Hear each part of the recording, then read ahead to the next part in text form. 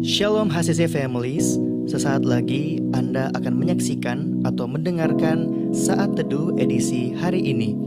Mari persiapkan hati dan pikiran saudara untuk bersungguh-sungguh mengambil waktu, berdoa, dan menyembah Tuhan bersama-sama. Kami berdoa lewat Saat Teduh ini, saudara dikuatkan dan saudara diubahkan lewat firman Tuhan yang luar biasa. Mari siapkan hati saudara dan selamat menyaksikan. Shalom keluarga HCC dimanapun Anda berada saat ini. Saya berdoa saudara dalam keadaan yang sehat, keadaan yang bersukacita dan tentunya diberkati oleh Tuhan. Haleluya. Sebelum saya mulai untuk sharing kepada saudara, saya ingin menyapa seluruh jemaat Tuhan yang ada di Palu, di Luwuk, dan di kota manapun Anda berada saat ini. Kami senang Anda bisa terus menyaksikan Saat Teduh, saudara bisa terus setia bangun pagi-pagi dan menyaksikan setiap edisi dari Saat Teduh. Saya ingin mengajak saudara untuk bisa membagikan setiap link-link ibadah, link khotbah-khotbah, konten-konten online yang kami sediakan buat saudara, bisa men-forward ke teman atau kenalan atau kerabat saudara dimanapun mereka berada agar lebih banyak orang yang diberkati Tuhan.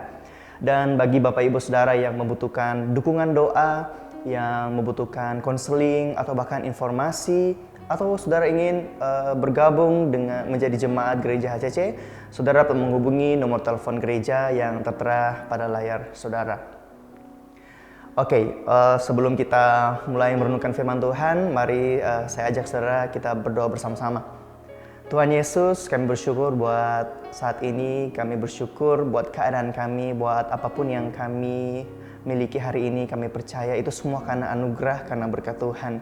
Kalau kami hidup sampai hari ini, kami percaya masih ada pengharapan di dalam Tuhan.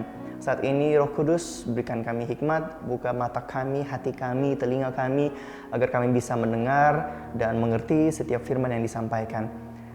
Terima kasih Tuhan, kami bersyukur berdoa dalam nama Yesus. Amin. Haleluya. Saat ini saya ingin sharing tentang sebuah tema, yaitu sinergi.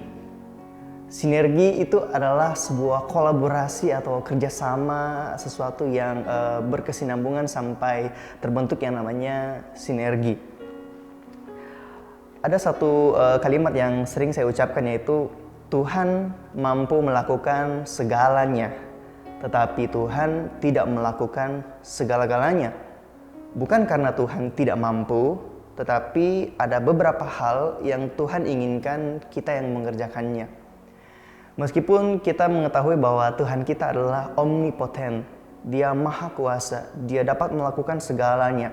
Tetapi Tuhan tidak mengerjakan semua hal, karena ada beberapa bagian atau beberapa hal yang Tuhan sediakan atau siapkan untuk kita yang mengerjakannya. Oleh karena itu, kenapa saya menyebut ini sinergi, bahwa Tuhan sangat senang atau rindu untuk bersinergi bersama kita. Tuhan menciptakan manusia untuk membangun hubungan dengan manusia. Kita manusia diciptakan untuk menerima kebaikan dan berkat Tuhan. Tuhan menciptakan kita untuk membangun komunikasi, untuk membangun hubungan. Tuhanlah yang mencetus ide dari sebuah hubungan dan komunikasi. Tetapi Tuhan juga menciptakan yang namanya otak. Tuhan juga memberikan kita hikmat serta kekuatan dan kemampuan untuk mengerjakan sesuatu. Artinya Tuhan bukan pribadi yang mau melakukan segalanya, Tuhan yang atur, Tuhan yang kerjakan, dan kita cuma diam dan menyaksikan dan tidak melakukan apa-apa. Tapi Dia Tuhan yang mencintai sinergi. Dia Tuhan yang mencintai kolaborasi dan kerjasama antara Tuhan dan kita. Salah satu hal yang Tuhan ingin kita kerjakan adalah berjaga-jaga. Mari kita buka bersama firman Tuhan dalam Lukas 21 ayatnya yang ke-36. Di sini berkata, "Berjaga-jagalah senantiasa sambil berdoa, supaya kamu beroleh kekuatan untuk luput dari semua yang akan terjadi itu, dan supaya kamu tahan berdiri di hadapan Anak Manusia." Saya punya sebuah kebiasaan ketika membaca ayat, saya suka membuka versi terjemahan bahasa yang lain. Karena dengan itu saya mendapatkan lebih banyak kosakata dan bisa menggali makna yang lebih dalam dari setiap ayat firman Tuhan yang saya baca. Dalam bahasa Inggris, dalam New English Translation, di sini kalimat pertama dikatakan, "But stay alert at all times. Stay alert. Stay alert artinya tetap peka, tetap terjaga, tetap sensitif. Kemudian di King James Version dikatakan watch all of you. Dikatakan watch, perhatikan, lihat. Ada ayat lain juga yang mengatakan tentang berjaga-jaga, yaitu di Matius 26 ayatnya yang ke-41. Di sini dikatakan berjaga-jagalah dan berdoalah supaya kamu jangan jatuh ke dalam pencobaan.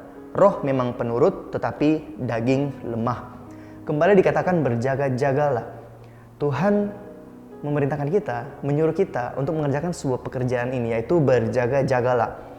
Dalam bahasa New English Translation yang Matius 26 ayat 41 ini dikatakan stay awake and pray. Stay awake, tetaplah terbangun, tetaplah terjaga. Jangan tertidur atau jangan terdistraksi, teralihkan. Dalam King James Version watch and pray dikatakan perhatikan, lihat baik-baik dan perhatikan, berjaga-jagalah. Dari kata berjaga-jaga ini saya teringat oleh gambaran seorang tentara yang sedang berjaga di pos markas TNI, di pos terdepan. Tentara itu berdiri dengan tegap memegang senjata dengan pandangan yang tidak teralihkan, berjaga-jaga dengan sangat berkonsentrasi. Apapun yang terjadi atau apapun yang lewat di depannya, misalnya ada turis atau ada masyarakat lewat, dia tidak teralihkan, dia tidak mudah teralihkan oleh hal-hal yang mencoba mendistraksi atau mengganggu dia. Dia tetap berjaga-jaga terhadap setiap ancaman yang datang, terhadap setiap potensi ancaman yang akan masuk. Jadi dia sangat tegap dan tidak teralihkan. Di situ saya sangat terkagum dengan pekerjaan dari tentara yang menjadi penjaga pos ini. Inilah sebuah gambaran dari berjaga-jagalah. Dia sangat fokus. Ketika tentara itu berjaga-jaga di pos pertahanan, dia bukan hanya sekedar melihat pintu masuk dan menjaga jangan sampai ada yang masuk. Tetapi dia berjaga-jaga dengan sebuah ekspektasi. Dia berjaga dengan sebuah ekspektasi. Apa yang dimaksud dengan berjaga dengan sebuah ekspektasi? Dia berjaga-jaga dengan sebuah pemikiran atau imajinasi atau ekspektasi potensi semacam apa saja yang bisa datang menghampiri dia. Jadi dia berjaga-jaga, dia bukan hanya melihat sesuatu yang ada di darat, tetapi dia juga memperhatikan sesuatu yang ada di udara. Dia memperhatikan sesuatu di sekitar dia yang mungkin bisa menjadi samaran atau pengalihan. Jadi seorang tentara ini berjaga-jaga bukan hanya sekedar lihat-lihat pagar, jangan sampai ada yang masuk, tapi dia berjaga dengan sebuah ekspektasi. Dia berjaga-jaga dengan sebuah imajinasi, potensi hal ancaman apa saja yang bisa datang menghampiri dia. Begitupun dalam hidup kita, firman Tuhan berkata berjaga-jagalah. Kita bukan hanya sekedar berjaga-jaga terhadap apa yang datang di hidup kita, tetapi kita berjaga-jaga dengan sebuah ekspektasi. Karena iblis mencobai kita, menggoda kita dengan hal-hal yang kadang kita tidak sangka itu adalah perbuatan iblis. Dalam 1 Petrus 5 ayatnya yang ke-8 dikatakan, sadarlah dan berjaga-jagalah, lawanmu si iblis berjalan keliling sama seperti singa yang mengaum-ngaum dan mencari orang yang dapat ditelannya. Di sini digambarkan seperti seekor singa. Saya pernah nonton di televisi di siaran National Geographic, ketika singa sedang mengejar mangsanya, dia akan berjalan di sela-sela rumput tinggi, dia akan berjalan dengan sangat pelan, sehingga mangsanya tidak menyadari bahwa singa itu ada di situ. Sampai akhirnya ketika jaraknya sudah dekat, singa itu akan melompat dan menerkam mangsa yang ada di depannya. Begitupun ilustrasi ini menjelaskan kepada kita bagaimana seharusnya kita berjaga-jaga. Setiap hari berjaga-jagalah dan berdoalah. Nah, karena cobaan atau ancaman dari iblis datang ke dalam hidup kita itu tidak dapat kita prediksi. Oleh karena itu, kenapa saya katakan berjaga-jagalah dengan ekspektasi. Saya ingin share pengalaman saya sebagai seorang pemimpin pujian atau worship leader. Setiap kali saya ingin melayani di hari Minggu, saya perhatikan setiap hari Sabtu, satu hari sebelumnya, saya pasti akan mengalami masalah, mengalami cobaan, mengalami banyak godaan di hari Sabtu, apalagi sudah mendekati Sabtu malam. Entahkah itu godaan untuk buat saya jatuh dalam dosa, atau godaan untuk membuat saya emosi atau bertengkar, atau banyak hal yang membuat saya akhirnya tidak damai sejahtera melayani di hari Minggu. Iblis tahu bahwa saya akan melakukan pekerjaan penting di hari Minggu, oleh karena itu dia menyerang saya di hari Sabtu. Karena iblis selalu menyerang hal yang penting. Oleh karena itu, akhirnya setiap hari Sabtu saya berjaga-jaga dengan sebuah ekspektasi. Ketika sudah masuk di hari Jumat, besoknya mau masuk hari Sabtu, saya sudah memasang ekspektasi di pikiran saya. Lusa saya akan melayani di hari Minggu. Besok pasti ada tantangan. Oleh karena itu saya berjaga-jaga dan bersiap. Saya memasang ekspektasi. Apapun yang datang ke arahku, saya akan ekspektasi bahwa ini mungkin cobaan, ini mungkin godaan. Saya harus tetap kuat. Istilahnya seperti setiap gerakan dari iblis, kita bisa tahu. Ketahuan kan, ini kamu lagi mau cobain saya karena saya mau melayani besok. Sebagai seorang suami, kadang iblis mencoba menyerang kita. Kita berjaga-jaga dengan ekspektasi, kita peka, sensitif. Ketika godaan datang, membuat kita harus melakukan tindakan yang membuat kita jatuh dalam dosa atau kehilangan damai sejahtera atau melukai perasaan keluarga kita. Kita harus sadar bahwa saya adalah sebuah kepala rumah tangga. Saya seorang pemimpin dalam keluarga saya. Artinya saya orang yang penting. Iblis pasti menyerang saya. Saya tidak mau izinkan godaan atau jebakan iblis memakan saya. Oleh karena itu saya akan tetap menjaga hati saya, menjaga tindakan dan perilaku saya, menjaga hubungan saya dengan keluarga saya. Begitupun dengan istri. Istri sebagai penolong, memegang peranan penting dalam keluarga. Iblis pasti banyak menyerang istri untuk mengacaukan keluarga. Banyak hal yang coba ia lakukan. Tetapi ketika kita orang-orang percaya, menjalani kehidupan kita setiap hari dengan sebuah sikap berjaga-jaga, dengan ekspektasi, kita akan tahu bahwa setiap hal yang kita hadapi adalah sebuah cobaan dari iblis. Dan kita bisa hadapi dengan iman. Dan bagaimana caranya? Bagaimana caranya kita menghadapi setiap tantangan atau ancaman dari iblis? Jawabannya adalah ada di dalam semua ayat yang kita baca tadi. Dari setiap kata berjaga-jaga selalu ada kata lanjutan, yaitu berdoalah.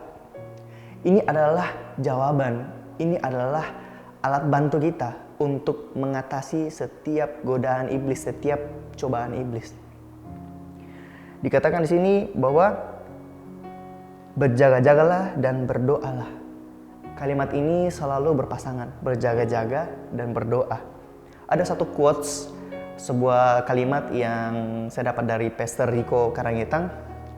Dia berkata begini, saat kita sedang berdosa, sebenarnya kita bisa berdoa. Di saat kita mau berbuat dosa, sebenarnya di saat itu juga kita sebenarnya bisa berdoa.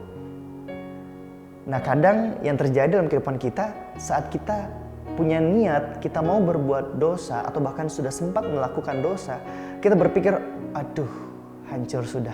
Saya sudah tidak layak di hadapan Tuhan. Saya sudah malu menghadap Tuhan. Saya sudah tidak selayaknya saya berdoa. Tetapi tahukah saudara bahwa di saat kita berdosa, kita bisa berdoa. Justru ketika kita berdoa, bisa menolong kita untuk tidak berdosa. Nah, ini adalah solusi, ini adalah jawaban. Bagaimana kita bisa menangkal setiap serangan iblis, yaitu dengan berdoa. Makanya kalimat ini selalu datang dengan satu paket, berjaga-jagalah dan berdoalah. Oleh karena itu saudara, tetaplah tekun dalam doa. Saat kita merasa kita goyah, iman kita digoyahkan, datang di hadapan Tuhan, berdoa. Akui apa yang saudara rasakan di hadapan Tuhan. Akui apa emosi saudara di hadapan Tuhan. Apa kelemahan saudara di hadapan Tuhan. Dan minta Tuhan berikan kekuatan, maka Tuhan pasti akan menolong saudara. Roh Kudus akan berikan kekuatan sebab Dia roh penolong, Dia roh penghibur. Kita akan mampu melewati hari-hari bersama dengan Roh Kudus asalkan kita tetap tekun berjaga-jaga sambil kita berdoa. Amin untuk firman Tuhan kali ini. Saya berdoa biar setiap saudara semakin kuat dan sadar, bahkan peka bahwa iblis selalu menggunakan cara yang unik untuk menyerang saudara, tapi ketika saudara berjaga-jaga dan berdoa, maka saudara selalu mampu untuk menghadapi setiap serangan iblis. Mari kita satu dalam doa. Tuhan Yesus, kami bersyukur buat kesempatan ini kami bisa belajar bahwa kami perlu berjaga-jaga setiap hari dan berdoa setiap hari, karena itulah yang membuat kami kuat menghadapi setiap tantangan, setiap masalah dalam kehidupan ini Tuhan. Roh Kudus bantu kami untuk bisa peka, untuk bisa lebih sensitif Tuhan. Berikan kami hikmat untuk mengetahui setiap tipe muslihat iblis, untuk mengetahui setiap rencana, setiap serangan-serangan iblis, agar kami bisa mampu menghadapi dan melewati hari-hari kami dengan penuh kemenangan. Hamba berdoa Tuhan bagi seluruh jemaat, bagi seluruh keluarga HCC yang menyaksikan saat teduh kali ini, dimanapun mereka berada Tuhan, Engkau berkati, Engkau sertai, Engkau tolong kehidupan mereka dimanapun mereka berada Tuhan. Apapun yang menjadi pergumulan hidup mereka Tuhan, Engkau campur tangan. Roh Kudus, Engkau penolong, Engkau yang memberikan hikmat dan jalan keluar. Berikan mereka ide-ide yang kreatif untuk mereka bisa survive, untuk mereka bisa bangkit dari setiap keadaan terpuruk mereka Tuhan. Terima kasih Bapa. Kami percaya biar firman ini bukan hanya kami dengar, tapi dapat kami lakukan dalam kehidupan kami sehari-hari. Kami bersyukur berdoa di dalam nama Yesus. Haleluya. Amin. Terima kasih Anda telah menyaksikan Worship from Home edisi Saat Teduh. Kami berdoa saudara diberkati dan dikuatkan lewat edisi Saat Teduh kali ini. Sampai berjumpa di konten online Worship from Home berikutnya. Tuhan Yesus memberkati.